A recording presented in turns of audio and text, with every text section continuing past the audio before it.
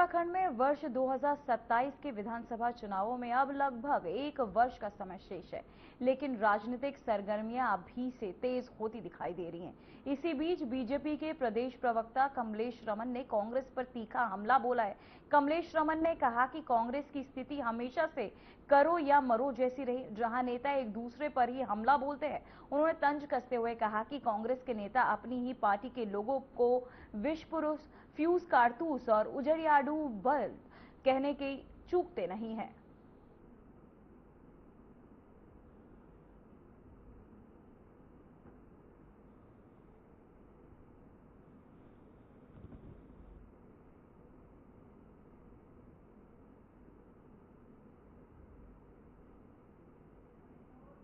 क्योंकि उनके अपने नेता ही एक दूसरे के साथ करो और मरो की स्थिति पैदा करने लगते हैं, एक दूसरे को विष पुरुष बताने लगते हैं, एक दूसरे को फ्यूज कारतूस बताने लगते हैं, उजियाड़ू बल्द बताने लगते हैं। तो ये करो और मरो की स्थिति केवल कांग्रेस के लिए, कांग्रेस के कार्यकर्ताओं के लिए है। भारतीय जनता पार्टी विकास के नाम पर काम करती है, विकास के नाम पर 2027 में जाएगी। हम जनता के हित की बात करते हैं, वो बंदूक लहराने की बात करते हैं। हम जनता के विकास की बात करते हैं, वो उजियाड़ू बल्द की बात करते हैं। हम जनता के हर क्षेत्र तक, हर घर घर तक योजना पहुंचाने की बात करते हैं, तो वो विष की बात करते हैं। तो आप खुद ही समझ सकते हैं कि 2027 कांग्रेस के लिए कितना कठिन होने वाला है। पहले तो वो अपने परिवार के जितने भी लोग हैं उनसे पार पाले, उसके बाद 2027 के बारे में सोचे कांग्रेस।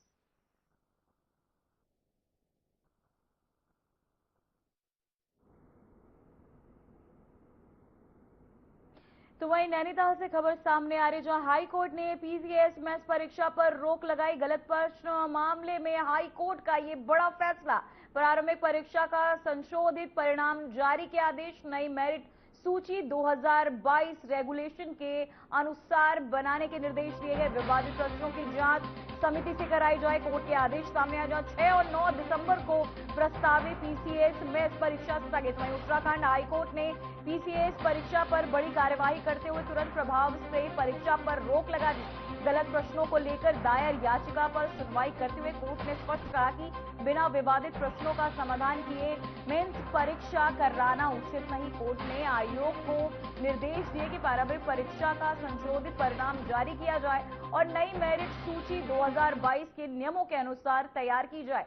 इसके साथ ही विवादित प्रश्नों की जांच विशेष समिति से कराए जाने के आदेश दिए गए। हाईकोर्ट ने इस फैसले के बाद 6 से 9 दिसंबर तक प्रस्तावित पीसीएस मेंस परीक्षा पर अब स्थगित कर दी गई है।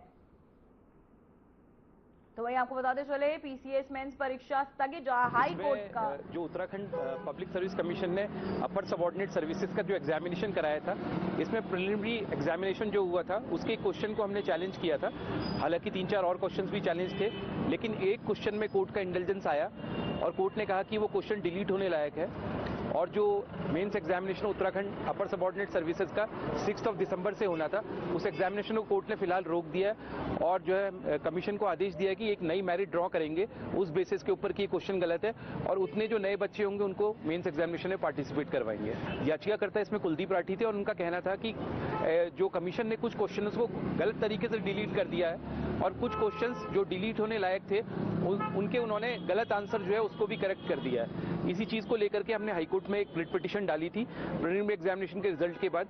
इसी बीच में कमीशन ने मेंस एग्जामिनेशन अनाउंस कर दिया जो 6 दिसंबर से ड्यू है। अब फिलहाल चूंकि कोर्ट का ऑर्डर आ गया है तो अब वो एग्जामिनेशन 6 दिसंबर को कंडक्ट नहीं होगा। प्रीलिमिनरी की मेरिट दोबारा से रीड्रॉन की जाएगी उस क्वेश्चन को गलत मानते हुए और कुछ अन्य बच्चों को भी एग्जामिनेशन में पार्टिसिपेट करने का मौका मिलेगा।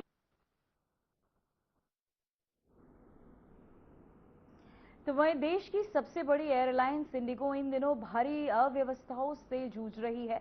बीते 4 दिनों से उड़ानों में लगातार देरी और रद्द होने की घटनाओं ने यात्रियों का गुस्सा चरम पर पहुंचा दिया। शुक्रवार को अकेली देहरादून में 13 उड़ानें रद्द हुई, जिसमें दिल्ली, हैदराबाद, कोलकाता और मुंबई जैसे बड़े शहरों की फ्लाइट शामिल है। वहीं देहरादून में जॉली ग्रांट एयरपोर्ट पर यात्रियों में गुस्सा और नाराजगी देखने को मिली। उत्तराखंड के देहरादून एयरपोर्ट पर दर्जनों लोग फ्लाइट का इंतजार करते हुए दिखाई दिए।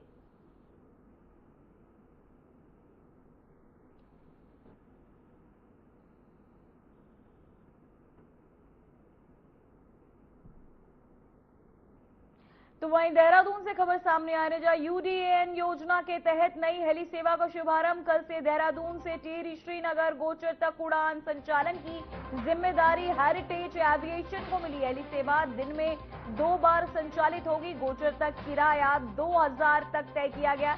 पहाड़ी क्षेत्रों तक पहुंच पहले से अब ज्यादा आसान होती नजर आ रही है। तो वहीं आपको बताते चले, यूडीएन योजना के तहत नई हेली सेवा का शुभारंभ किया गया है, जो कल से देहरादून से टिहरी श्रीनगर गोचर तक उड़ान भरेगी। इस सेवा का संचालन हेरिटेज एविएशन द्वारा किया जाएगा। हेली सेवा दिन में 2 बार संचालित होगी और गोचर तक का किराया मात्र 2000 रुपए निर्धारित किया गया है। ये सेवा पहाड़ी क्षेत्रों तक पहुंच को पहले से अधिक आसान बनाने में मदद करेगी।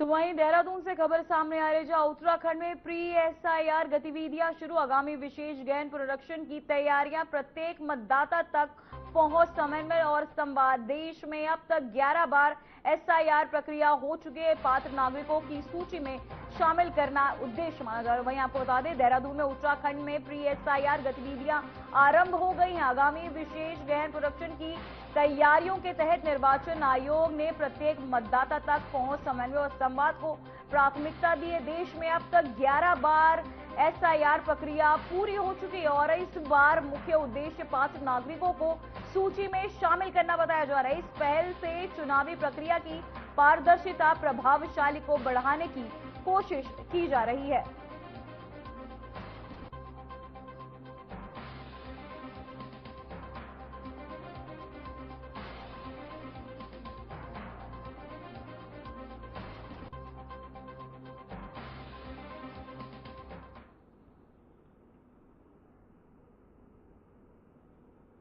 फिलहाल खबरों में इतना ही। मुझे दीजिए इजाजत। नमस्कार।